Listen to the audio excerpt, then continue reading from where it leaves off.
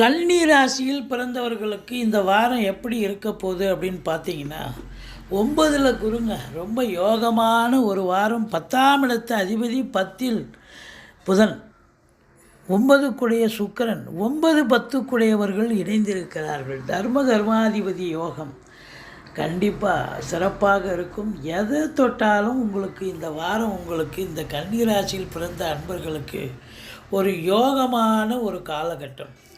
கொடுக்கல், அதாவது பொருளாதாரத்தில் பல சுபீட்சங்களை பார்க்க போகிறீர்கள். எடுக்கின்ற முயற்சிகள் சக்ஸஸ் ஆகும். இளைய சகோதர சகோதரிகளால் நன்மைகள் நடக்கும். குலதெய்வத்தின் அனுகிரகத்தால் தொட்டதெல்லாம் தொடங்கப் போகிறது. 7ல் ராகு.